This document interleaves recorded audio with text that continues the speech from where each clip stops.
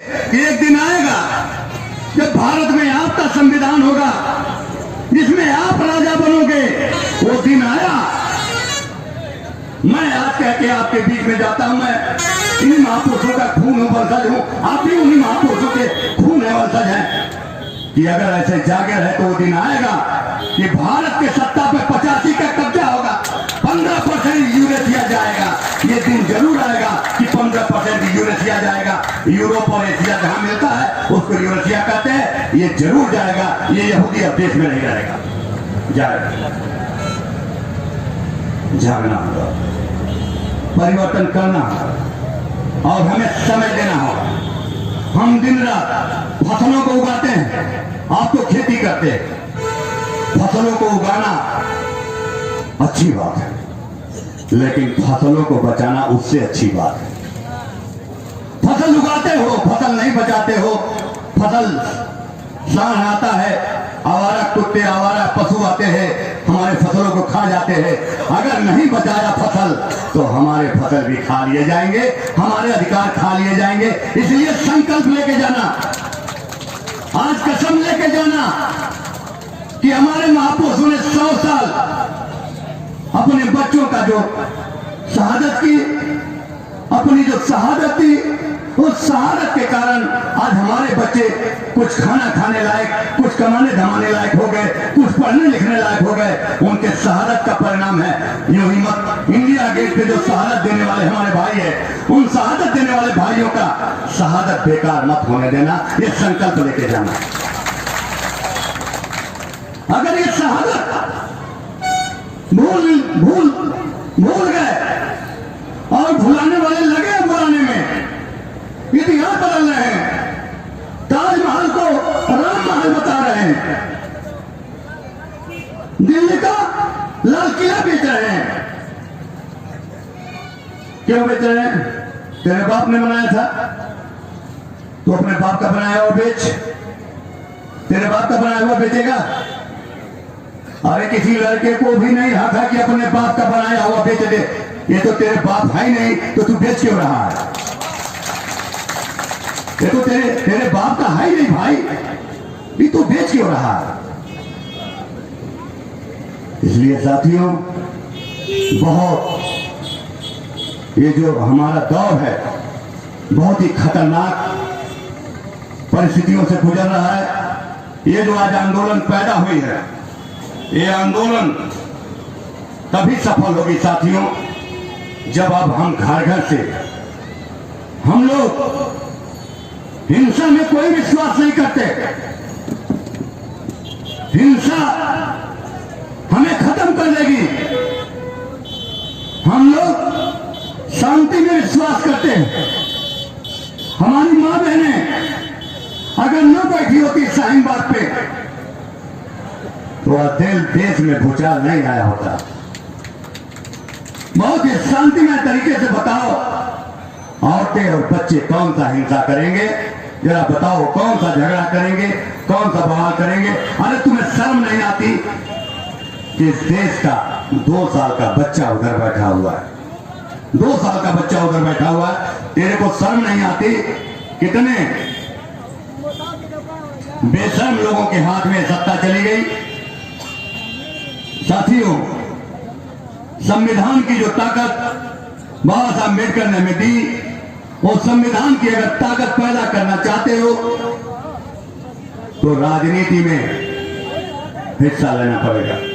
क्योंकि बाबा साहब अम्बेडकर ने कहा, विषय पे आते हैं कि जिनके लिए संविधान बनाया है, अगर वो नहीं जागे, खाना चाहे जितना बढ़िया बना लो, अगर परोसने वाला बढ़िया नहीं है तो खाने में जहर मिला के खिला सकता है। यही हुआ, इतना बढ़िया संविधान मिला, लेकिन जो परोसने वाला है गद्दार है, वो गद्दार हमारे खाना में जहर मिला रहा है, वो गद्दार हमारे संविधान में जहर मिला रहा है। अगर नहीं मुस्तैद हुए तो जहर नहीं, उसमें आने वाले समय में ये लोग हमारे कटे हुए खून मिलाएंगे, मुंडी मिलाएंगे। इसके लिए तैयार हो जाओ, इन लोगों से बचना होगा, नहीं तो हमारा उसमें खून मिलाया जाएगा। साथियों, ये काम आपको निभाना पड़ेगा, काम आपको करना पड़ेगा, मुस्तैद होना पड़ेगा। तब हम अपने संविधान को बचा पाएंगे। हमें हिंसा में कोई विश्वास नहीं। हम लोग वैचारिक क्रांति करना चाहते हैं, हम लोग विचार परिवर्तन करना चाहते हैं। 85% के सामने किसकी औकात है जो चुनाव जीत लेगा? एक साथी ने कल हमसे दिल्ली से फोन किया कि मीडिया भी हमारे पक्ष में नहीं बोल रहा। हमने कहा मीडिया में आपका एक भी आदमी नहीं है। उन्होंने कहा कि पुलिस भी हमारे साथ नहीं। हमने कहा पुलिस में भी एक आदमी आपका नहीं। ये पीला एक पर्चा हमने बांट करके उस पर एक पीले रंग का पर्चा हम लोगों ने बांटा। इस पीले रंग के पर्चे में पूरा का पूरा डिटेल। एक साथी ने कहा कि ये डिटेल ब्राह्मण लोग पाएंगे तो खतरा बढ़ाएंगे। हमने कहा ब्राह्मण आपसे ज्यादा जानता है कि हम क्या कर रहे हैं। इस पर्चे पे ब्राह्मण का कोई रिएक्शन नहीं होता है। आप बता कि 10 लाख पर्चे बांट चुके हैं हम लोग, 10 लाख, क्योंकि इसमें अधिकार की बात कही गई है। तब उस साथी ने, दिल्ली के साथी ने पूछा कि पुलिस भी हमारे फेवर में नहीं। हमने कहा पुलिस में भी आपके एक लोग नहीं। कहा हमारा सुप्रीम कोर्ट नहीं सुनता।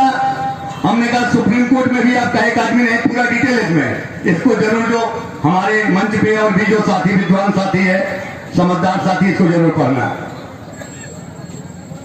आजादी के पहले राजकीय व्यवस्था में 36% राज्य कर्मचारी, राज्य अधिकारी मुसलमान थे। समझ लेना, इस डिटेल को कोई नहीं बताता। आजादी के पहले अंग्रेजों के टाइम पे अंग्रेज गलत थे, उतने गलत नहीं थे, गलत थे, लूटा उसने, सही है, अधिकार दिया। अंग्रेजों के टाइम में मुसलमान 36% राज्य कर्मचारी थे। 2000 के बाद मुसलमान खत्म, एक भी नहीं है, खत्म। उस साथी ने पूछा कि सुप्रीम कोर्ट में हमारा साथ नहीं देती। हमने कहा सुप्रीम कोर्ट में भी एक जज आपका नहीं। उन्होंने कहा मंत्री तो हमारा है, शाहनवाज हुसैन है, मुख्तार अब्बास नकवी है। हमने कहा वो उसका दामाद है, वो तुम्हारा नहीं है। उसने कहा भाई इसका इलाज क्या है? हमने कहा भाई इसका एक इलाज है, बोल 85 जय भारतवासी, इसका एक इलाज है।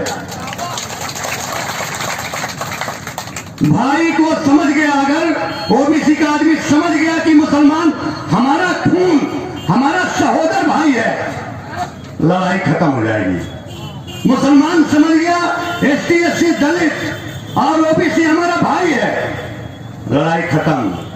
और ओबीसी के लोग समझ गए कि मैं हिंदू नहीं हूं, लड़ाई खत्म। इतनी बात समझाने के लिए 30 साल से हम लोग प्रयास कर रहे हैं, अब जाके समझाने में कामयाबी मिल रही। 30 साल से न समझना कि आज एकाएक मंच पे आ गए और बोलना स्टार्ट कर दिया। 30 साल और ट्रेनिंग देते, मुसलमान भाइयों को भी राजनीति की हम लोग ट्रेनिंग देते हैं, ओबीसी को भी ट्रेनिंग देते हैं, SC ST को भी ट्रेनिंग देते हैं। ये जो आपके सामने बिहार के महासचिव, प्रदेश महासचिव मनोज कुमार अंसारी जी नाम है इनका, बिहार के प्रभारी भी है और महासचिव भी है। ये जब पहली बार मिले तो कहे हम तो मंच पे खड़े नहीं हो पाएंगे, हाथ पैर कांपेगा। हमने कहा कि नेतृत्व तो नहीं करोगे आप तो आपका हिस्सा नहीं मिलेगा, नेतृत्व नहीं करोगे तो हिस्सा नहीं मिलेगा। नेतृत्व करने के लिए मंचों पे आओ, राजनीति में आओ। यही तो बाबा साहब अम्बेडकर कह रहे थे। और भारतवासी पार्टी अनाउंस करती है कि भारत में चाहे जितने विधायक लड़ेंगे, चाहे जितने सांसद लड़ेंगे, 15% टिकट किसानों को मिलना चाहिए। जाके पार्टियों से